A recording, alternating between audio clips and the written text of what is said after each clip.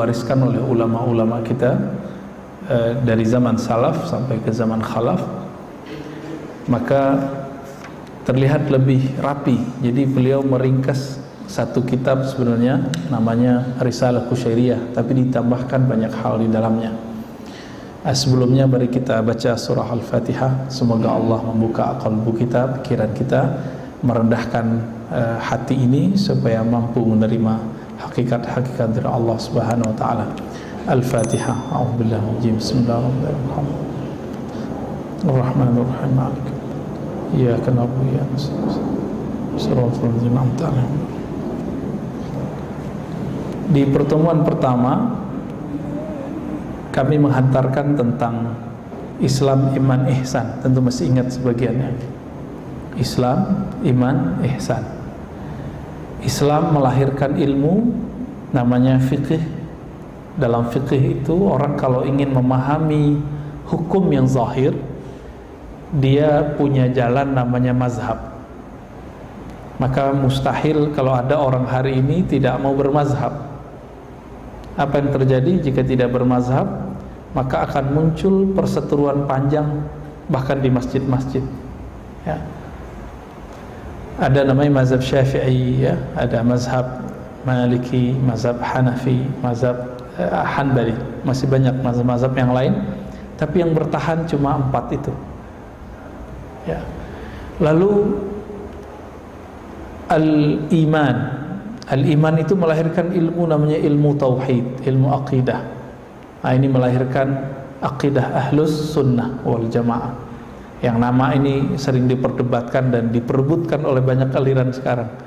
Kenapa? Karena Nabi menjamin kulluhum finnar illa firqa wahidah. Semua umatku itu nanti masuk neraka kecuali satu kelompok, yaitu ma'ana alaihi wa ashabi, yang ikut aku dan sahabatku. Diterjemahkan dalam bahasa akidah dengan ahlus sunnati wal jamaah. Karena ini diperdebatkan, diperebutkan, banyaklah hari ini orang ngaku ahlus sunnah itu, ya. Dan tolong hati-hati, ahlus sunnah itu juga mempunyai madrasah-madrasah. Disebutlah madrasah Imam Thahawiyah, ada madrasah Imam Asy'ariyah, ada madrasah Imam Al-Maturidiyah. 3 madrasah itu sekarang yang populer cuma 2, Asy'ari, Maturidi. Maka ada orang ingin menyusup ke yang ketiga itu, yang Tahawi. Diambillah teks Imam Tahawi, lalu mereka talbis, mereka manipulasi teksnya sehingga terkesan akidah mereka masuk bagian akidah Imam Tahawi. Akhir banyaklah santri-santri mahasiswa pulang dari beberapa wilayah di Timur Tengah, ya. Ada satu negara yang mengajarkan kitab itu. Pulang-pulang mereka kemudian membatalkan akidah Asy'ariyah Maturidiyah yang kita kenali dengan sifat 20. Ya, pernah belajar ya Bapak Ibu? Masih diajarin nggak di sini? Udah enggak, ya? Atau nggak boleh ngaji itu di sini? Harus ada Pak yang ngaji itu di sini. Ngaji ahlus sunnah yang sahih itu. Kalau enggak nanti diganti ahlus sunnah antum. Nanti berubah istilahnya. Namanya 3 tauhid. Uluhiyah, rububiyah, asma wa sifat. Itu sudah isinya, kontennya, istilahnya tidak masalah, tapi isinya, definisinya itu bertentangan dengan yang tadi. Dan mereka menyebut inilah yang ahlus sunnah, yang ini tidak ahlus sunnah. Yang kita pelajari dari kecil itu. Kita kan belajar ya, Allah wujud, qidam, baqa. Itu dibatalkan semua sama mereka, ya. Bahkan yang muda-muda di kalangan mereka, ya nggak jauh lah umurnya dari saya, ada yang tua dikit, ada yang mudaan dikit, mengatakan apa? Pengikut Asy'ariyah sesat. Mereka sudah berani sekarang ngomong begitu di TV-TV-nya, di radio-radionya, di YouTube-YouTube-nya, ya, di sosmed-sosmed mereka mengatakan apa? Akidah Asy'ariyah sesat. Kalau sudah begitu, apa jadinya umat nanti? Ya, dan sekarang anak-anak muda sudah berani ngomong begitu. Ya. Orang-orang yang ingin menjadi orang soleh, lalu mereka mencari kajian, bingung di persimpangan jalan, mereka kemudian membukalah channel-channel YouTube, yang ketemu yang begitu-gitu Pak. Akhirnya baru beberapa bulan, beberapa tahun ngaji lewat YouTube, lewat TV, channel-channel tersebut, sekarang mereka berani mengatakan bahwa Asy'ariyah sesat. Nggak sadar, efek ngomong begini itu nggak sadar bahwa yang mengislamkan negeri ini terbanyak itu ulama-ulama yang akidah Ahlussunnah dengan madrasahnya Asy'ariyah dan Maturidiyah. Wali Songo semuanya Asy'ariyah. Ya, gimana tuh Pak? Kiai-kiai Indonesia rata Asy'ariyah. Yang membangun NU Muhammadiyah Asy'ariyah. Kalau kita bilang Asy'ariyah sesat, berarti pendiri NU Muhammadiyah sesat nggak? Rela nggak? Antum ini, Bapak Ibu ini, ketika imam-imam kita ini disebut sesat oleh mereka, mau diem? Mau diem nggak? Atau kita harus bertindak? Kita harus bertindak dengan cara yang positif. Mereka buat kajian, ya kita buat kajian. Nggak usah digerebek Pak, nggak usah ya. Mereka buat taklim, kita buat taklim. Ya. Mereka punya channel YouTube, ya antum harus punya juga. Mereka yang belum kita punya TV, ya. Ada satu TV, tapi dulu pernah ada orang Syiah masuk di dalamnya. Akhirnya dituduhlah semuanya Syiah, udah dibersihin Pak, sekarang udah gak ada Syiahnya, tapi masih kena cap. Itu mungkin ngerti maksud saya ya. Itu tentang akidah Ahlussunnah. Akidah Ahlussunnah ini tidak sempurna jika tidak ada namanya ihsan. Maka Islam, iman, ihsan. Kenapa? Akidah Ahlussunnah itu hanya menteorikan sifat Allah, menghafalkan sifat Allah, Allah wujud qidam baqa. Sedangkan ihsan itu merasakan yang punya sifat, menghadirkan yang punya sifat Allah Ta'ala yang maha mulia, maha sempurna ke dalam diri kita. Allah kan maha dekat, tapi kenapa tidak terasa dalam diri? Ini yang disebut dengan ihsan. Maka Nabi mendefinisikan ihsan apa? Engkau beribadah seakan memandangnya, jika tidak engkau merasa dipandangnya. Kalau udah masuk ke sini perdebatan hilang. Tadi rame ya. Tadi saya bahas tentang Ahlussunnah, alirannya panas nggak kepala tuh? Panas Pak. Emosi kita naik. Emang begitu tabiatnya ilmu akidah itu, bikin kita agak emosian dikit Pak. Tapi membuat kita lebih waras. Tidak sembarangan mengkafirkan orang atau membid'ahkan orang atau menganggap orang syirik. Baik. Semua ilmu ini Islam, iman tidak sempurna jika tidak sampai ihsan. Islam tadi wujudnya kita tadi sholat subuh. Sholat subuh berapa rakaat? 2 rakaat. Sebelum sholat subuh kita wudhu.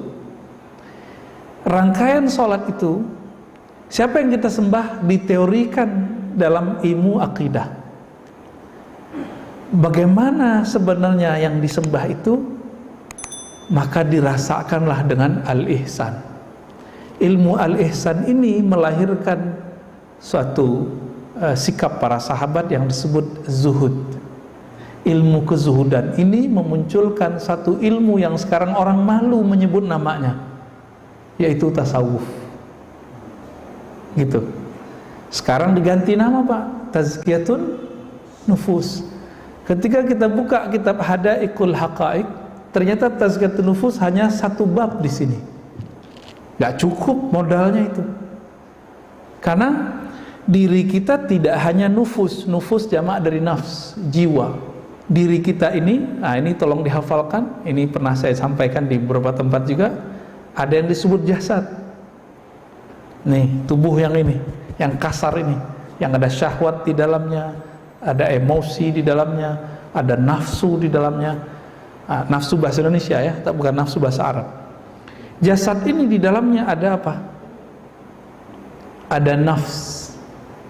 Apa arti nafs? Jiwa. Jiwa ini dia punya beberapa tingkatan. Ada jiwa yang ammarah, bukan amarah. Amarah suka marah-marah. Kalau ammarah itu ammarah bisu, yang banyak menyuruh kepada keburukan. Itu si jiwa itu. Ya. Dan dia punya karakter yang banyak. Ya. Nanti kalau udah mendingan namanya disebut lawamah, suka mencaci diri sendiri. Maka ditandain orang kalau habis maksiat dia kemudian menyesal, ini namanya lawamah. Benar gak? Berarti dia sudah naik. Kalau ammarah ini mirip psikopat, orang salah tidak merasa salah. Naik lagi mulhamah, kadang soleh, kadang tidak soleh. Kalau di masjid semangat sholat sunat, kalau nyampe di rumah hilang semangatnya. Di masjid semangat ngaji, di rumah hilang semangatnya. Kalau ketemu guru, ketemu teman, semangat untuk membangun iman dalam diri. Tapi kalau sudah sendiri, kemudian maksiat pun dilakukan. Ini namanya mulhamah. Kadang terilhami berbuat baik, kadang terilhami buat buruk. Orang ini hanya bisa diangkat menjadi mutmainnah jika dia rajin berzikir dan bimbing oleh ahli zikir. Nggak mungkin sendiri, Pak. Murid aja naik kelas harus ada wali kelasnya, harus ada gurunya. Masa nafs mau naik kelas nggak ada gurunya? Orang-orang kan egois, bilang, saya baca aja, saya ngaji di YouTube aja. Nggak bisa, itu masalah bukan ngaji di YouTube. Itu masalah adakah guide-nya yang akan membimbing kita berpindah dari nafs ke nafs. Jadi nafsu di situ artinya apa? Bukan hawa nafsu, tapi gejolak jiwa. Nah, gejolak ini hanya bisa ditenangkan jika dia membaca nama Allah sesering mungkin, berpuasa seteratur mungkin, lalu naiklah dia ke nafs mutmainnah. Orang inilah nanti yang dipanggil di sisi Allah, ya ayyatuhan nafsul mutmainnah. Inilah yang disebut mati sebelum mati. Karena ini panggilan nanti kita sekarat, Pak. Tapi jika dia berhasil melawan nafsnya dengan zikrullah, puasa lahir batin, maka dia sudah mati sebelum dirinya mati. Gitu. Ini yang disebut mati pertama. Kematian yang mesti kita lalui. Nah, semoga nih Bapak Ibu yang hadir termasuk yang sudah sedang di tahapan itu atau mengarah ke sana. Di saat orang nggak bangun, kita bangun, alhamdulillah ya. Siapa yang bangunin kita, Bapak Ibu? Bangun sendiri atau alarmnya? Tapi pernahkah alarm bunyi nggak bangun-bangun? Sering ya. Buktinya bahwa alarm bukanlah yang membangunkan. Yang membangunkan tetap Allah. Karena secara ilmu rohani di surat Az-Zumar dikatakan Allah lah yang mewafatkan jiwa-jiwa. Yatawaffal anfus ya. Ada yang digenggam nggak dibalik-balikin, mati namanya, mati yang sebenarnya. Ada yang dilepasin, itu namanya bangun. Berarti kita tiap malam mati, Pak ya. Mau mati enak nggak? Sebelum tidur pakai adab tidur.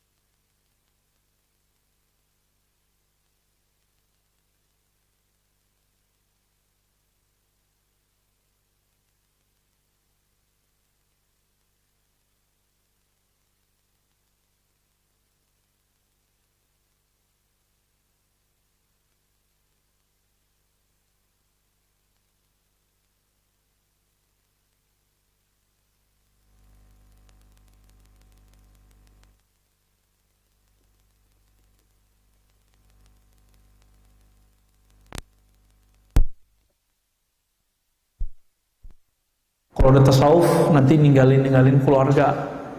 Kalau udah tasawuf nanti nggak sholat. Itu yang terbayang oleh orang awam. Kenapa? Nanyanya ke orang awam. Tasawuf ini ilmu spesial. Banyak ustadz-ustadz yang tidak belajar tasawuf, dia awam dalam tasawuf, tapi dia berbicara tasawuf. Kira-kira apa jadinya? Dia pasti jelek-jelekin tasawuf. Jadi kalau Bapak search di Google, di YouTube, lalu ada orang berbicara tasawuf, tidak benar. Itu karena dia awam dalam masalah tasawuf. Ada yang hampir benar, dikira tasawuf itu sesuatu yang berkaitan dengan zikir-zikir. Oke. Tapi ingat, tidak semua zikir-zikiran itu tasawuf. Ya, zikir itu setara dengan tazkiyatun nafs. Dia hanya salah satu bagian dari tasawuf. Hanya salah satu. Karena apa? Karena ada orang berzikir bukan untuk Allah. Ada zikir untuk kesaktian. Ada zikir supaya rezekinya lancar. Ada zikir supaya nggak kebaca oleh KPK, itu banyak tuh ya.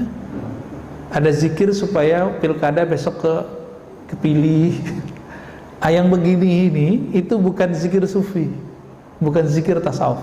Jadi di kesempatan mulia ini saya ingin mengajak kita membaca lebih jernih. Itu bukan tasawuf. Ini saya bawakan kitabnya. Ini kitab tasawuf. Nggak ada Pak ketemu yang dibayangkan orang semua itu. Semua ini adalah ajaran Ahlus Sunnati wal Jamaah. Dalam fikih ada namanya istighfar. Astaghfirullah, astaghfirullah. Selama ini istighfar nggak Pak? Baca istighfar ya.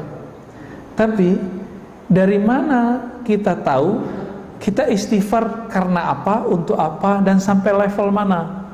Itu tahunya pakai kitab ini nanti. Maka Imam Ghazali, Abu Hamid Al-Ghazali dalam Ihya Ulumuddin mengatakan, beda ilmu fikih dengan ilmu tasawuf itu satu aja. Ilmu fikih mengetahui ibadah sah atau tidak sah, sunnah atau bid'ah, boleh atau tidak boleh. Orang mengira ini ilmu segala-galanya. Akhirnya sekarang anak-anak muda pada doyan ngomong sunnah bid'ah, ya kan? Padahal itu belum semua. Itu baru sepertiga bagian agama kita. Sepertiganya di akidah, sepertiga pelengkapnya, penyempurnanya adalah ilmu tasawuf. Apa kata Imam Ghazali? Menjelaskan hadis ihsan tadi. Jika fikih mengetahui halal haram, boleh tidak boleh, sunnah bid'ah, sah batal, maka ilmu tasawuf ini lebih unik. Ma'rifatur rad wal qabul. Mengetahui amal diterima atau ditolak, ditolak atau diterima. Canggih nggak Pak? Antum bisa detek nih, ini amal saya diterima apa enggak, itu bisa ketahuan Pak di dunia. Kan selama ini orang bilang hanya Allah yang tahu. Enggak, kita bisa tahu. Ada indikatornya. Ada indikatornya. Ini sebagai contoh. Pengikut Imam Ghazali tapi udah belakangan, namanya Al-Imam Al-Kattani. Ya, dalam kitab beliau mengatakan Dairatul Kaun ya. Apa kata beliau? Ciri paling sederhana ibadah orang tidak diterima, contohnya sholat, habis sholat langsung kabur Pak. Ini ciri-ciri sholatnya dilempar langsung sama dia. Pernah nggak ngeliat? Atau kita merasakan itu? Diusut, coba diingat-ingat, kenapa saya buru-buru habis sholat bergerak ke arah lain, ke dunia? Karena di dalam sholat kita sudah ngancang-ngancang mau jalan kemana, mau ke arah mana. Sholat begitu diterima nggak? Dalam surat Thaha ayat 14 Allah berfirman, aqimis salata lidzikri. Dirikan salat untuk mengingatku, menyebutku. Ini kita salat, kita ingat jalan keluar masjid. Nanti aku kalau keluar lewat sini, ntar pernah begitu? Jujur aja Pak, nggak apa-apa kok. Ya sama kok kita. Saya juga pernah begitu. Ya. Emang begitu, itu syaitan kerja Pak. Apa kata syaitan dalam hadis yang sahih? Jika seseorang sholat, maka syaitan mengatakan uzkur kaza, ingatlah ini, ingatlah itu, ingatlah ini, ingatlah itu. Itu sebabnya banyak yang teringat kalau lagi sholat. Bener ya? Nabi sendiri kok yang ngabarin. Nabi sendiri yang ngabarin. Bedanya Nabi Muhammad SAW, setannya, qarinnya sudah masuk Islam. Maka setan dan qarinnya udah nggak berdaya memperdaya Nabi. Justru ikut sholat sama Nabi SAW. Nah kita kan qarinnya belum Islam semua nih Pak. Yang punya hak mengislamkan qarin cuma Al-Ghaus, namanya wali tertinggi. Kalau di fikih namanya mujtahid, imam mujtahid. Kalau ini Imam Al-Ghaus, bukan namanya Ghaus, bukan.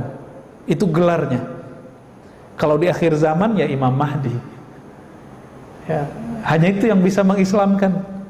Saya nggak bisa mengislamkan ya Pak. Itu bukan otoritas saya. Saya ngabarin doang. Ya.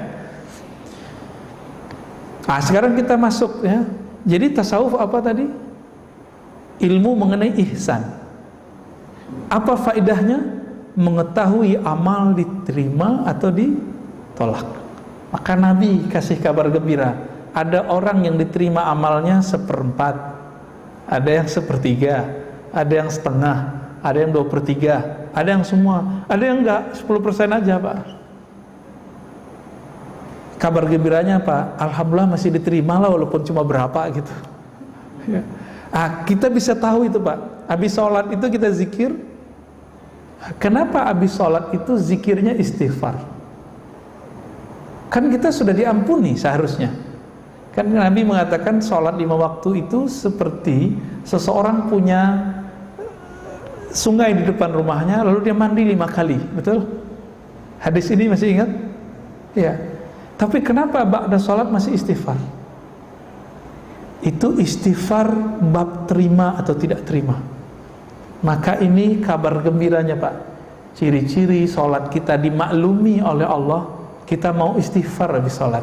Tapi istighfarnya harus dinaikin. Bukan istighfar dosa fisik saja. Tapi sudah masuk istighfar minta ampun dari sholat yang tidak khusyuk, dari zikir yang tidak daim, yang tidak langgeng di kolbu. Sembari kita sholat, itu kan pikiran kita kemana-mana. Jadi pikiran itu mau kemana, kolbu ini mau kemana gitu. Kolbu itu hanya maunya satu, Allah. Pikiran maunya selain Allah. Berperanlah di situ. Kita mengistighfarkan itu, insya Allah Allah maklumi nanti. Itu maksudnya. Maka jangan-jangan ibadah kita yang diterima bukan sholatnya, tapi istighfarnya. Gitu Pak. Nah, ini yang sering saya sampaikan ketika Nabi bersabda bahwa Allah berfirman dalam hadis qudsi, wahai hambaku, jika engkau tidak merasa berdosa, aku akan datangkan generasi baru yang merasa berdosa, lalu mereka minta ampun kepadaku, fa'aghfiru lahum, lalu aku ampuni mereka. Kita ini pernah merasa berdosa enggak? Itu dia. Inilah ilmu tasawuf. Cuma karena istilah ini ditolak banyak orang ya, jadi saya sekarang menjadi ghuraba Pak, jadi gharib ya. Jadi asing udah. Karena ustadz-ustadz muda udah gak mau ngomongin ini. Malu katanya, takut ditinggal jamaah. Bapak mau ninggalin saya? Kira-kira gimana? Mau ninggalin gak nih? Ya. Saya jawab, jadi ada orang ngomong saya, Ustadz, ente gak takut nanti dihujat oleh kelompok fulan, dihujat oleh manhaj fulan? Ente gak takut nanti ditinggal jamaah? Ada Pak yang negur saya begitu. Jawaban saya apa? Afwan akhi, saya berdakwah bukan untuk diikuti fulan, bukan untuk dipuja si fulan, tapi saya mengajar berdakwah ilallah. Saya belajar untuk membawa diri saya kepada Allah dan mengajak kawan-kawan kita kepada Allah semampu kita. Jika tidak mau ya sudah ya. Udah gitu aja Pak kita jawab. Dan sampai hari ini dia gak mau ngajarin tasawuf ya. Kalaupun ngajarin itu dikasih judul lain. Kita katakan, mau sampai kapan ente begitu? Ya. Di zaman sudah begini, orang sudah terang-terangan memerangi ahlus sunnah, perangkat-perangkat ilmu ahlus sunnah. Ini jangankan tasawuf Pak, mazhab aja ditentang sama mereka. Apa kata mereka? Tidak ada mazhab dalam Islam. Tidak boleh ikut mazhab. Para imam mazhab melarang ikut mereka. Dipakai kalam-kalam itu. Imam mazhab seperti Imam Syafi'i ketika mengatakan la tuqalliduni, jangan taklid kepadaku. Beliau ngomong ke siapa? Ngomong ke kita atau ngomong ke siapa? Kira-kira ini bayang-bayangin nih. Imajinasikan Pak, beliau ngomong ke siapa? Orang yang diajarinnya disebut siapa? Muridnya. Muridnya itu siapa aja? Muzani, Muradi, Buwaiti, Humaidi. Itu level-level gurunya Bukhari semua Pak. Humaidi terakhir yang saya sebut itu gurunya Imam Bukhari. Selevel mereka Ahmad bin Hanbal, Ishaq bin Rawi, murid semua. Apa kata Imam Syafi'i? Jangan taklid kepadaku. Kenapa? Imam Syafi'i sudah memberikan perangkat ilmu kepada mereka. Nih, kalau ada dalil, ada persoalan, kamu olah sendiri. Tapi kalau bapak-bapak ini yang nggak pernah nyantri dulu udah lupa. Udah nyantri masuk kuliahnya juga nggak jelas, ya. Ini berapa tahun UIN IAIN itu terjajah oleh kurikulum yang nggak jelas, ya. Lama Pak, lama sampai ya sekarang kemudian mereka mulai sadar lagi, dibalikin lagi itu yang kurikulum lama-lama itu, ya. Lama buku terjemah yang dibaca. Akhirnya kawan-kawan kita santri-santri masuk UIN IAIN nggak bisa baca kitab lagi Pak. Padahal mereka lebih vokal daripada yang tamatan Timur Tengah.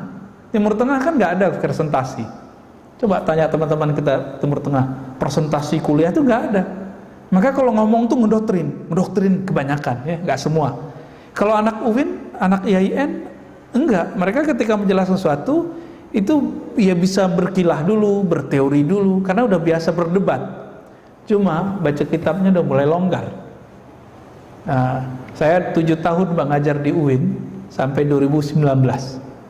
Saya menghidupkan dari 2012 itu saya menghidupkan ngaji kitab. Jadi kuliah itu ngaji kitab, dibawa ke teater, semua kelas tuh pakai kitab. Sempat lumayan hidup itu kajian kitab ya, tapi takdir Allah saya meminta supaya didekatkan dengan ahli Quran, ya kita jadi pindahnya ke Institut Ilmu Al-Quran. Cuma saya lebih nyaman ya, secara rohani saya lebih nyaman. Cuma kita berharap UIN IAIN sebagai corong ahli sunnah nanti bisa kembali ke khitahnya. Amin ya rabbal alamin. Biar nggak dituduh liberal lagi ya. Apalagi ada buku tuh pemurtadan di IAIN. Ini kan nggak benar nih sebenarnya. Baik, Bapak saudara makan Allah, jika kita tidak mulai angkat kajian-kajian seperti ini, mungkin 5 tahun lagi kajian tasawuf habis Pak ya. Yang tersisa cuma pusat-pusat zikir yang sudah nggak ada kajiannya. Tambah benerlah tuduhan bahwa sufi nggak punya ilmu. Dulu Imam Syafi'i mengatakan sufi itu kasulun jahul, udah pemalas, jahil lagi. Kenapa? Ada dulu orang berpakaian sufi. Sufi itu pakaiannya dulu suf, pakaian wol. Wol itu dulu pakaian murah Pak. Sekarang kan pakaian mahal. Kalau kita musim dingin pergi ke subtropis itu mahal itu baju. Ya. Imam Syafi'i melihat ada orang pemalas nggak mau ngaji, nggak mau bekerja dan jahil, pakai baju sufi. Maka beliau sindirlah, ya sufi ya begitu. Diabadikanlah kalam ini dalam kitab Manaqib Imam Syafi'i karya Imam Al-Baihaqi. Tapi di bagian lain Imam Syafi'i memuji sufi. Kok ini nggak ditampilkan dalam diwan-diwannya, syair-syairnya? Bahkan beliau mengatakan, aku belajar dari kalangan sufi satu kalimat yang sering kita dengar semenjak kita kecil, al-waqtu sayfun. Pernah dengar? Waktu itu adalah pedang. Jika engkau tidak menebas dengannya, engkau akan ditebasnya. Itu kalam siapa Pak? Kalam sufi, bukan hadis Nabi. Dalilnya apa? Wala takun minal ghafilin. Surat Al-A'raf ayat 205. Jangan kamu jadi orang yang lalai dengan waktumu, dengan masamu. Diturunkan makna itu oleh sufi menjadi al-waqtu sayfun.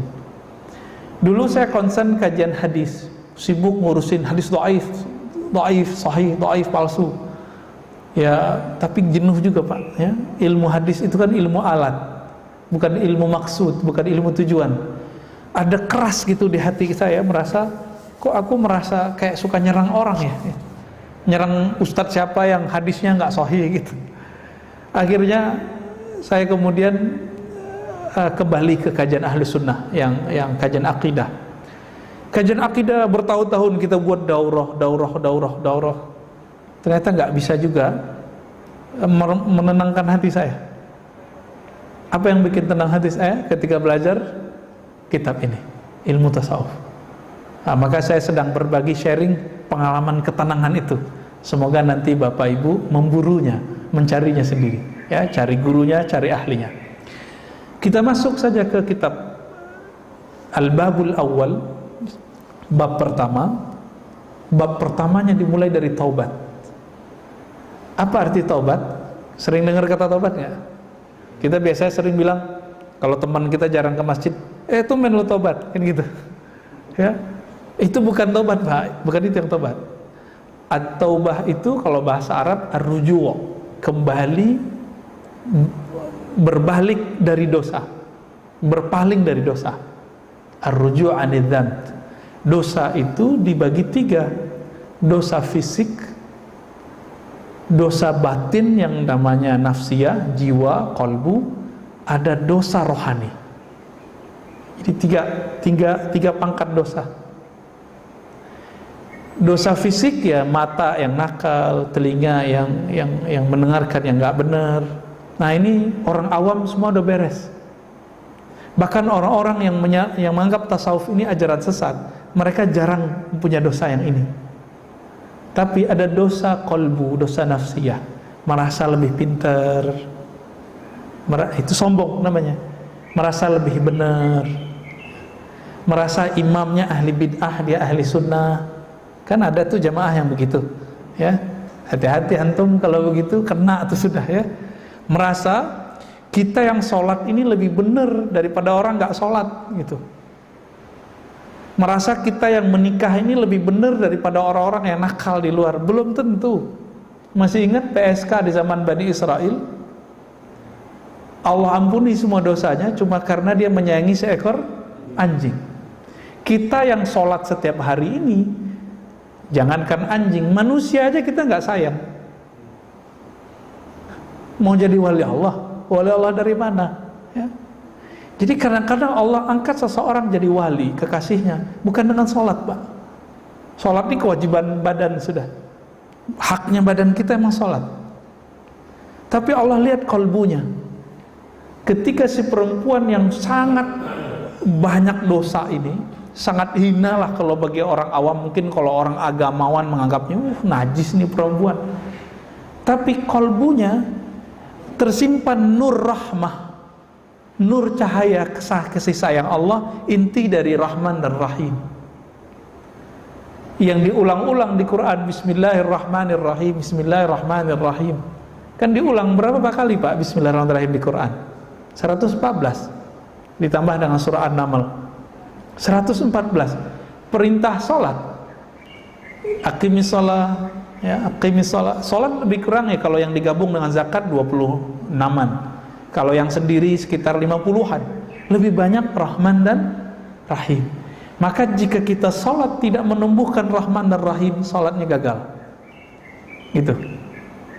Sholat kan sujud nih. Jika sholatnya tidak membuat pribadi saya pribadi yang sujud, yang rendah hati, maka saya sholat pun, tapi yang sholat baru badan. Nafsnya belum sujud, kolbunya belum sujud. Nah ini yang diistighfarkan kalau habis assalamualaikum, assalamualaikum, assalamualaikum. Kita minta ampun Pak. Ampunkan aku ya Allah, kolbuku belum sujud, perasaanku belum sujud, egoku belum sujud, emosiku belum sujud. Sudah begitu belum istighfarnya? Nah, coba mulai nanti Pak ya. Nanti sholat, habis sholat istighfar.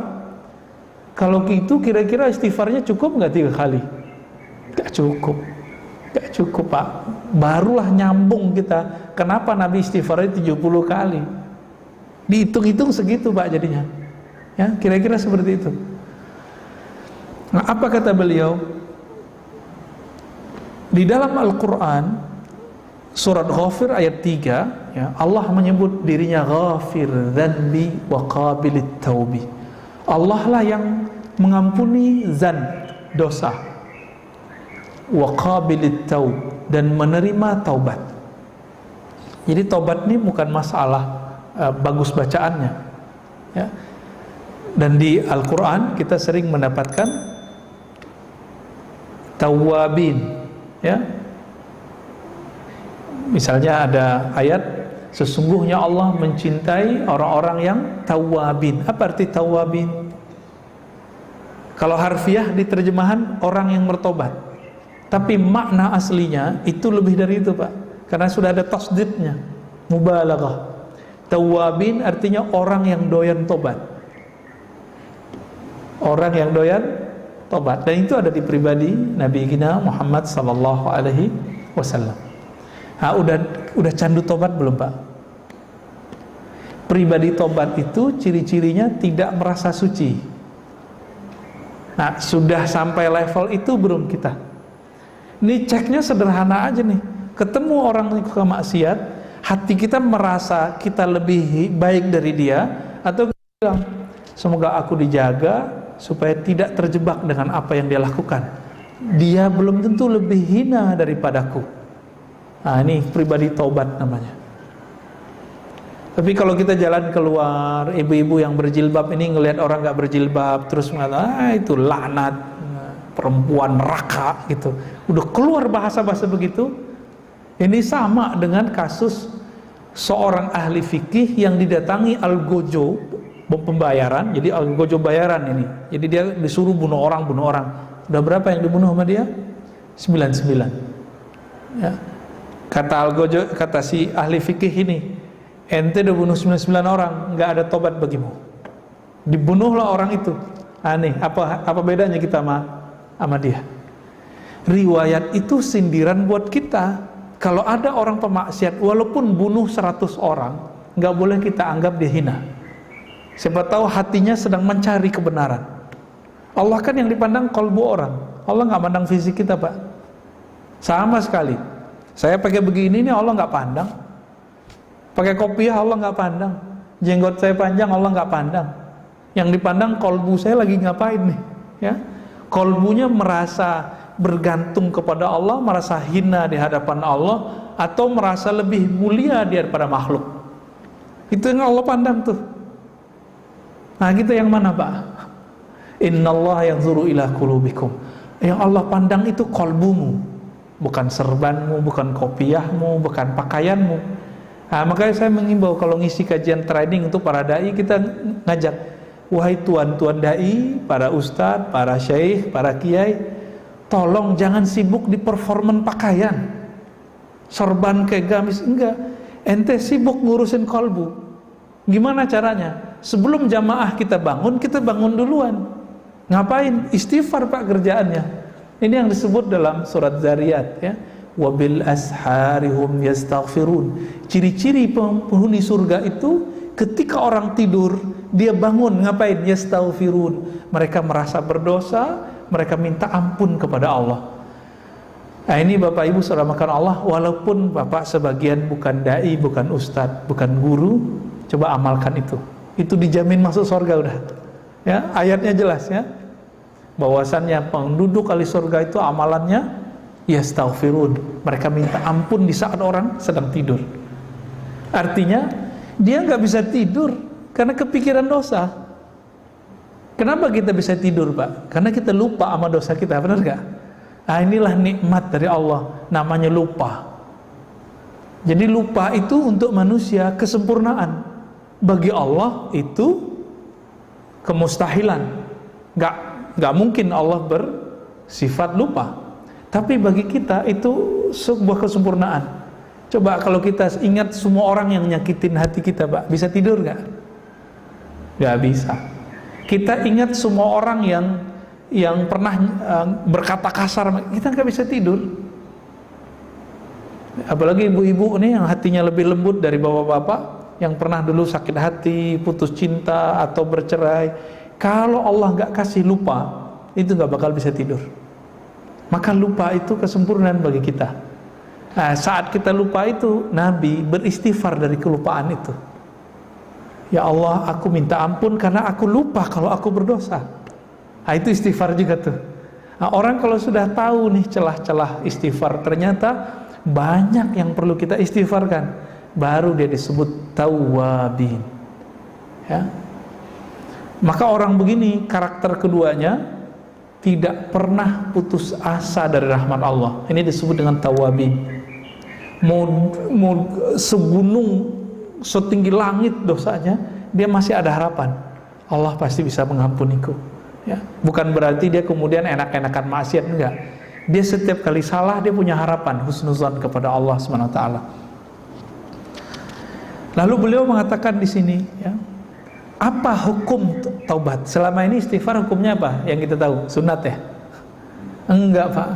Dalilnya apa?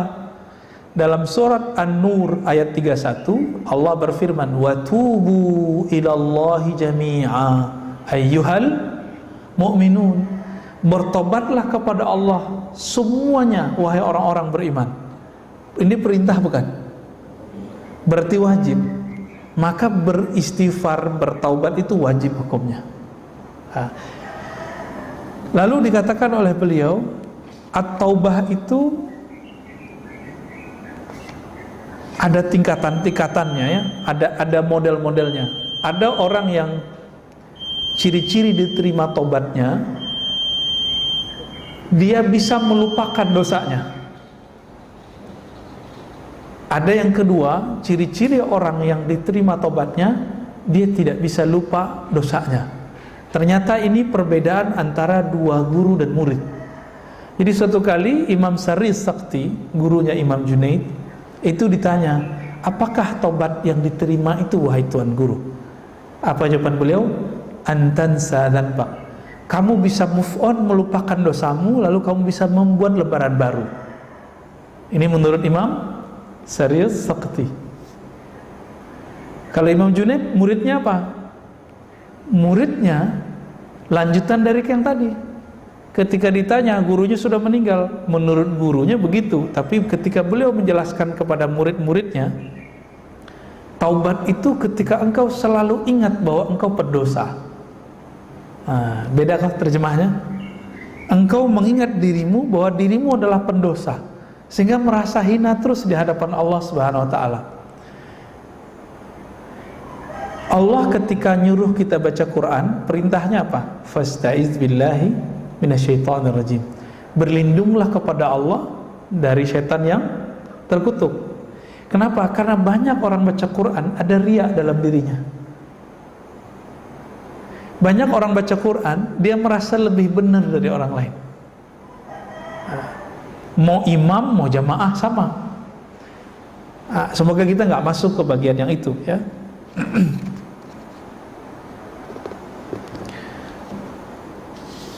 Lalu dikatakan dalam kitab ini bahwa taubat itu ada taubat orang awam, ada taubat orang khawas. Tadi yang saya jelasin itu. Taubat orang awam itu dari dosa-dosa fisik. Rata-rata orang-orang yang ekstrim itu mereka jarang punya dosa ini. Disebutkan oleh Imam Syahrastani, kelompok-kelompok ekstrim, pemberontak atas nama agama dari dulu, itu mereka terjaga dari dosa-dosa fisik. Tapi hati mereka belum tentu terjaga dari dosa batin. Ya, maka disebutkan di sini taubatnya para khawas. Ini udah taubatnya para wali, Pak. Kalaupun kita belum kekasih Allah, wali Allah, minimal kita berguru atau mendapatkan ilmu kewalian. Apa salah satu ilmunya? At-taubah minal ghaflah. Taubat dari kelalaian. Ini yang saya jelaskan di awal tadi. Coba nih dirasa-rasa. Nanti kalau tobatnya dari kelalaian dalam sholat atau masih dari maksiat biasa? Kalau masih dari maksiat biasa, berarti tobat kita masih tobatul awam. Maka kalau udah naik, setelah tobat dari dosa-dosa fisik, dosa biasa, kita minta ampun kepada Allah dari dosa merasa lalai itu. Ya, dosa merasa tersinggungan. Nih hati-hati nih ya, pengurus masjid, hati-hati Pak pengurus. Ustadz juga gitu Pak. Ustadz itu lebih makan hati daripada pengurus masjid kadang. Ya, saya nggak usah cerita deh, banyaklah nastapa jadi dai, jadi guru itu ya. Harus betul-betul kuat mentalnya. Kalau enggak, rusak, ikhlasnya rusak. Nah, itu istighfarnya berat lagi tuh ya. Makanya dai-dai itu kadang futur. Dia kemudian down. Bukan masalah honornya dia, tapi kadang-kadang masalah muamalah muridnya. Jadi guru itu diuji sama muridnya. Ya, sebagaimana orang tua diuji sama anaknya. Ya. Jadi guru-guru, ustaz, kiai-kiai diuji sama jamaahnya. Ada yang jadi jamaah ini kan terbagi dua. Murid yang sungguh-sungguh sama murid yang shadiq, murid yang kazib ya. Murid yang shadiq, murid yang mengikuti gurunya karena dia melihat ada kebenaran dalam diri gurunya, bukan karena gurunya sempurna. Ingat itu. Kalau murid yang kazib, ini murid karena dia melihat ada kesamaan yang dia cari dari gurunya. Jadi hasrat dia terpenuhi oleh si guru itu, maka dia kemudian senang sama guru itu. Suatu saat jika keluar dari kalam gurunya sesuatu yang gak sesuai dengan ekspektasi dia, ditinggalkan gurunya. Ini yang disebut dengan murid yang kazib, jamaah palsu ya. Jamaah palsu itu Pak. Nah, semoga Bapak Ibu ketika berguru kepada siapapun guru di sini yang duduk di kursi yang mulia ini, semoga bergurunya sungguh-sungguh karena melihat ada cahaya ilmu pada guru tersebut, bukan karena dia sempurna ya. Nah, jangan sampai kita mengikuti guru karena sesuai dengan hasrat kita. Ini banyak. Saya dulu berguru begitu Pak. Ketika ekspektasi saya gak ada, saya tinggalkan. Bahkan saya kata-katain itu gurunya. Nauzubillah min dzalik.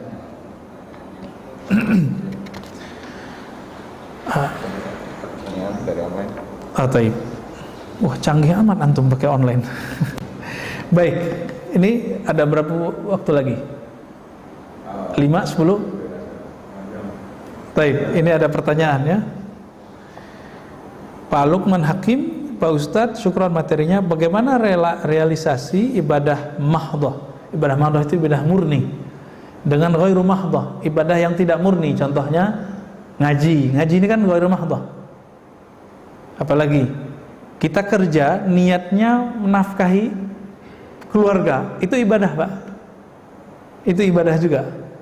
Disebut ibadah ghairu mahdhah, ibadah yang tidak murni. Apa yang kita harus lakukan dalam merealisasikan ibadah mahdhah dan ghairu mahdhah ya? Di mana kebanyakan kami adalah orang awam. Jadi beliau lagi bertanya tentang cara menerapkannya. Allah berfirman ya dalam Al-Qur'an, "Wa ma khalaqtul jinna wal insa illa liya'budun." Masih ingat ayatnya? Tidaklah aku ciptakan jin dan manusia kecuali untuk ya'budun. Ya'budun secara harfiah artinya menyembahku. Tapi berkali-kali saya menerjemahkan ya'budun artinya mengenalku. Ibadah mahdhah, ibadah fisik kita dan kolbu, itu sholat, zakat, haji, umrah, ya, sholat sunat ya. Ibadah ghairu mahdhah ini ibadah yang isinya untuk mengisi rohani, tapi kadang-kadang fisik kita nggak kebawa. Dan perlu diketahui kadang-kadang ghairu mahdhah itu secara kualitas lebih tinggi daripada mahdhah, kadang-kadang lebih wajib daripada mahdhah. Contohnya ketika ada ta'lim, kita masuk masjid, mau tahiyatul masjid, lebih dahulukan tahiyatul masjid atau ta'lim? Tahiyatul masjid apa ta'lim?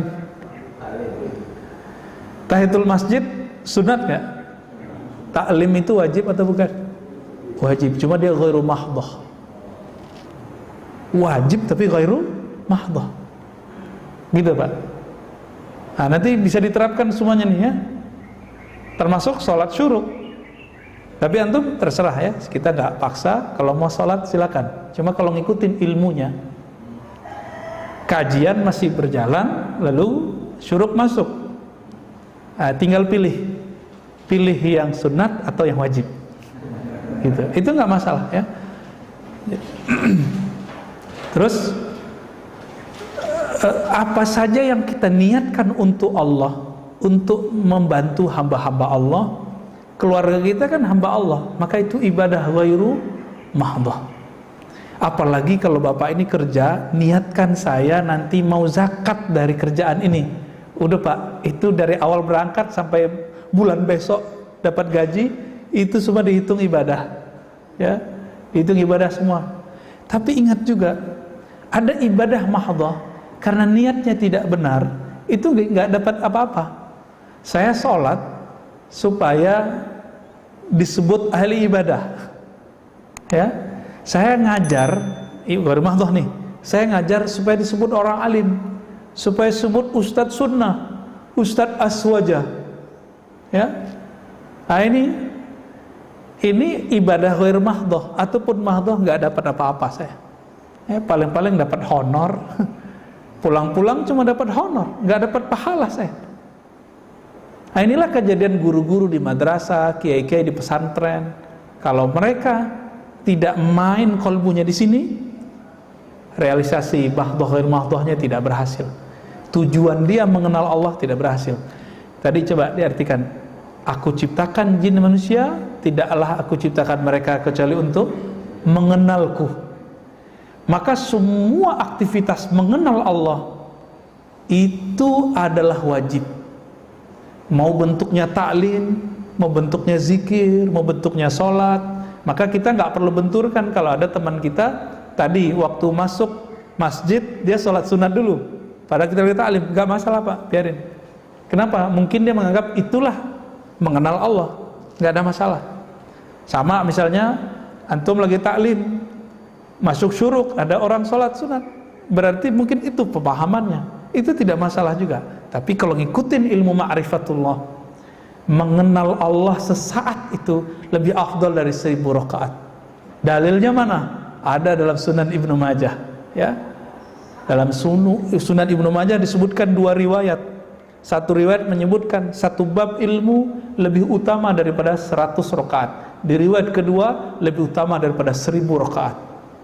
Satu 100, satu 1000. Ini cuma menunjukkan kualitas.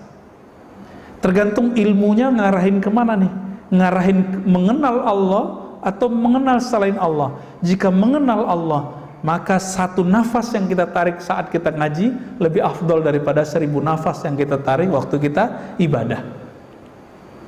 Berarti ibadah ini 2, ibadah fisik bernama ya kita sedekah, kita sholat. Ada ibadah ruh. Apa ibadah ruh? Ma'rifatullah, mengenal Allah SWT. Nanti pak, kalau Allah izinkan kita masuk surga, bapak akan ingat kalam saya ini. Kalau kita masuk surga, amin. Yang kita rindukan nanti ketika masuk surga 2 aja. Saat zikir salat, yang paling dirindukan lagi saat kita ngaji ma'rifatullah. Saat-saat itu yang akan dikenang.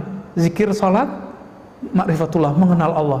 Kita akan merindukan itu, ya.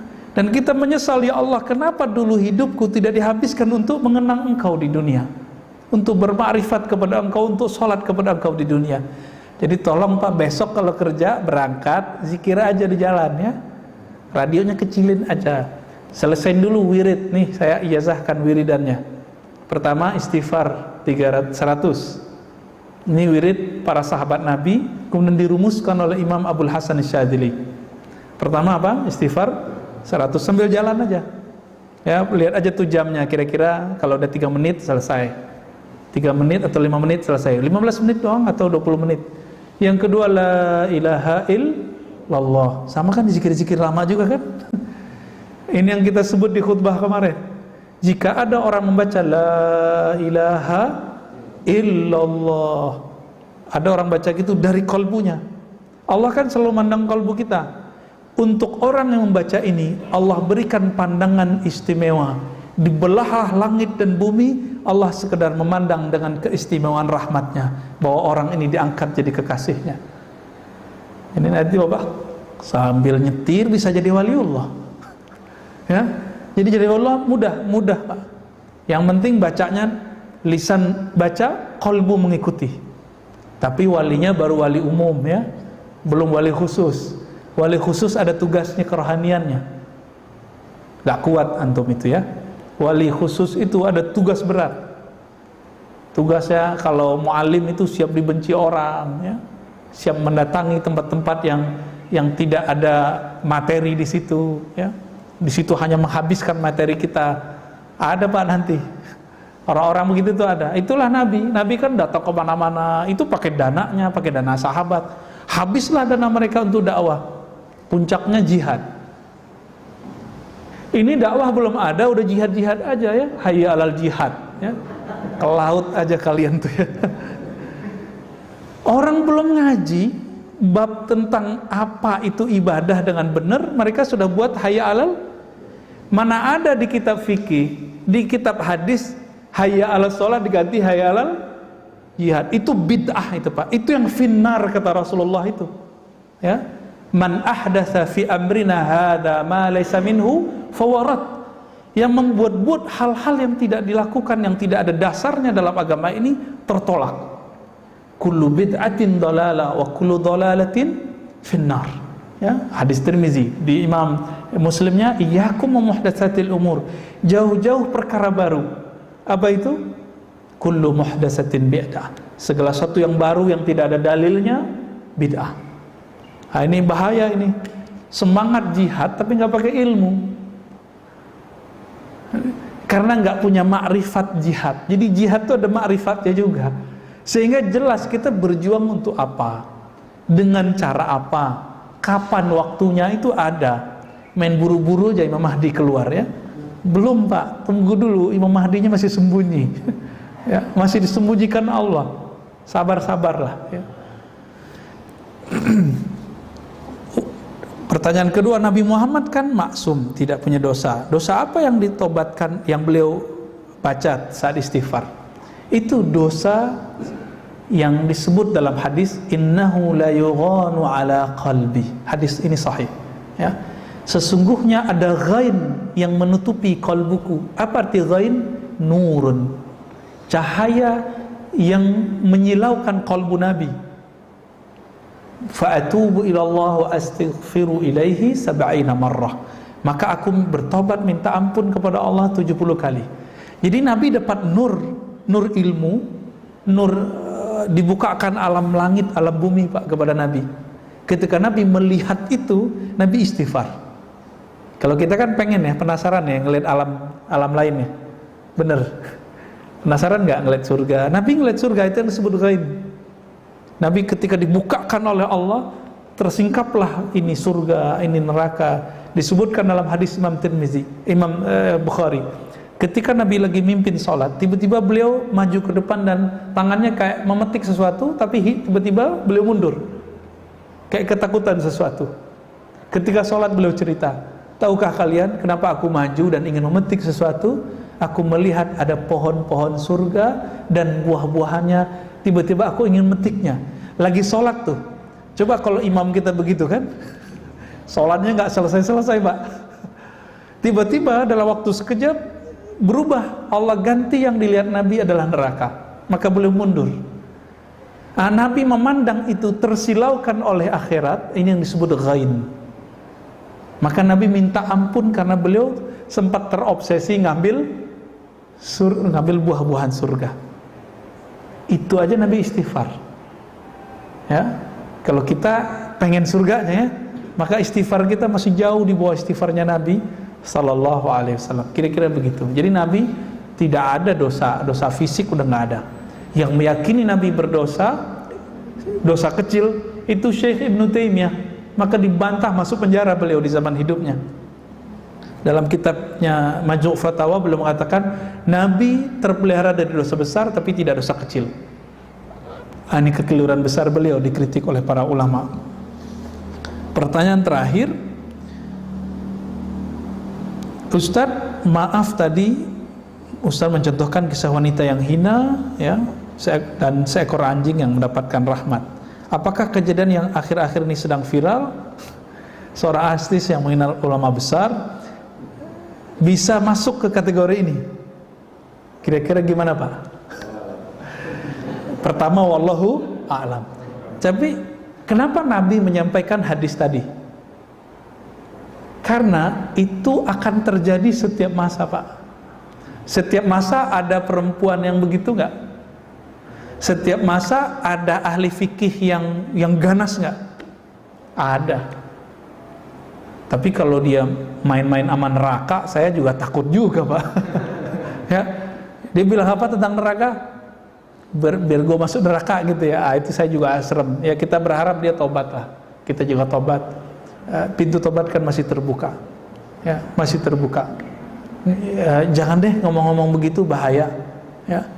Kenapa? Kata Nabi, al-bala muwaqqalun bil kalam. Bala, bencana, azab itu kadang-kadang diturunkan asbab kalam. Ini kita kasih pesan aja dia, ya. Dia kan orangnya dermawati itu, dermawan ya, suka ngasih. Ya mirip-mirip itulah. Cuma kok ngomong begini nih, bisa rontok lagi amalannya nih. Ya. Kita nggak boleh memandang rendah, Pak. Siapapun nggak boleh. Saya minta ampun kepada Allah jika saya memandang rendah siapapun, baik yang sefaham, tidak sefaham, yang taat ataupun maksiat. Ini yang kita sebut hijab. Jadi hijab itu dibagi dua, Pak. Allah itu menguji kita dengan dua jebakan. Satu jebakan taat disebut hijab cahaya.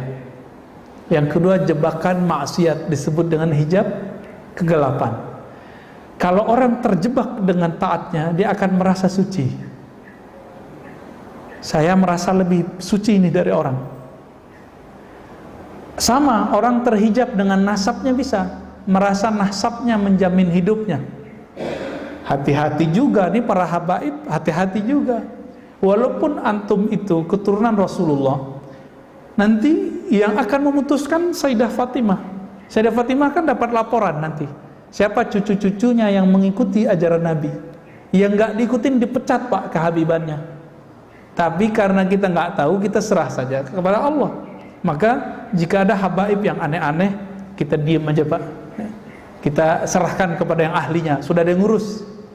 Ya, dulu waktu saya ketemu dengan seorang kawan saya Habib, dia bilang, udah Ar-Razi yang habaib urusan kita Alawiyah. Ya sudah, semenjak saat itu saya nggak mau ngerecokin masalah para zuriat Nabi Sallallahu Alaihi Wasallam. Ini mau Syiah mereka, mau ekstrim, kita nggak mau urus. Itu sudah ada yang ngurus. Jadi Bapak Ibu tolong jangan nyinyir kepada zuriat Nabi. Ya, kenapa? Kan mereka punya nasab. Nasab Nabi ini jaminannya langsung dari Rasulullah Sallallahu Alaihi Wasallam. Kullu nasabin in qata'a ila nasabi. Semua nasab terputus kecuali nasabku. Itu jaminan dari Nabi. Paling kita 4 buyut ke atas. Kalau mereka sampai ke Nabi Adam bisa dikejar, Pak. Itu ajaibnya. Maka jika ada zuriat Nabi yang aneh, cukup tidak disenangi perbuatannya, jangan pernah ta'nun fin nasab, meragukan nasabnya. Tolong, ini adab kita ya. Baik. Cukup? Ya, fadhal. Mengenai kisah ada pendapat melihat diri kita itu hakikat tapi orang lain syariat, itu maksudnya gimana? Iya. Mungkin barangkali pertanyaannya tadi tentang melihat diri hakikat ke orang lain syariat, itu mungkin ayatnya surat Zariyat juga itu ya, wa fi anfusikum afala tubsirun. Di dalam dirimu, wafi kan di dalam dirimu, apakah kamu tidak memandang? Tubsirun. Nah, ini yang disebut pandangan tadi, hakikat ya. Istilah syariat, tarekat, hakikat, ma'rifat itu istilah ulama. Kalau bahasa kita sederhana ya, syariat itu pakaian tubuh, tarekat itu latihan jiwa, hakikat itu pencapaian kolbu, ma'rifat itu kebahagiaan ruh. Ma'rifat itu ilmu artinya. Ilmu, maka disebut ma'rifat. Untuk apa orang berlatih zikir? Supaya dapat ilmu. Untuk apa orang ngaji? Supaya dapat ilmu. Semuanya itu dapat ilmu.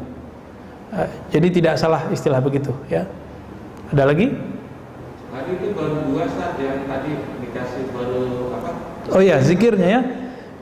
Astaghfirullah 100 kali, la ilaha 100 kali. Yang ketiga, sholawat 100 kali. Yang pendek aja, sallallahu ala Muhammad. Pendek ya, gak usah dihafal-hafalin. Kalau lebih bagus, Allahumma sholli ala Muhammad wa ala ali Muhammad. Boleh pakai Sayyidina Muhammad, boleh tidak. Yang ketiga, Yang keempat, subhanallah wa bihamdihi subhanallahil azim. Orang yang baca ini, yang terakhir ini, subhanallahil azim, ini tidak akan miskin seumur hidupnya. Tapi berzikirlah ini bukan karena takut miskin, tapi karena ingin mendekat kepada yang maha kaya, Allah subhanahu wa ta'ala. Minimal perasaannya nggak merasa miskin walaupun hidupnya sempat susah. Ya, itu subhanallah bihamdi subhanallahil azim. Nanti di lain waktu kita syarah. Jika waktunya banyak, tambahkan ya latif 129 kali. Ya latif, ya latif, ya latif. Ya, bisa dihitung pakai ini. Ya latif, wahai yang maha halus, yang maha lembut takdirnya, kudrah iradahnya. Nah, itu ijazah yang saya dapatkan dari masyayikh kita untuk zikir pagi dan sore. Itu yang saya amalkan Pak, pagi kalau pulang pengajian, pulang subuh, itu di rumah, khusus di rumah saya amalin itu, supaya di rumah kita bercahaya. Kalau enggak di kendaraan, ya, supaya kendaraan kita ikut bangga. Jadi dimanapun tempat kita berzikir, itu tempat itu nanti jadi saksi. Dan mereka mengatakan, wahai benda-benda selainku, saksikan bahwa aku sedang ditempati oleh orang yang berzikir. Begitu dalam riwayat Imam Ibnu Barak dan hadisnya hasan. Semoga kita termasuk yang mereka banggakan itu. Amin. Dengan ini saya ijazahkan zikir maksurat, ya, maksurat terpendek 5 zikir. Astaghfirullah, la ilaha illallah, sallallahu ala Muhammad, subhanallah bihamdihi subhanallahil azim, ya latif, sebagaimana saya diijazahkan guru-guru kita. Ya, ala hazinnya wa lima syekhina al-Fatihah. A'udzu billahi minasyaitonir rajim. Bismillahirrahmanirrahim. Suratul Azim. Subhanakallahumma wa bihamdika asyhadu an la ilaha illa anta astaghfiruka wa atubu ilaik. Assalamualaikum warahmatullahi wabarakatuh.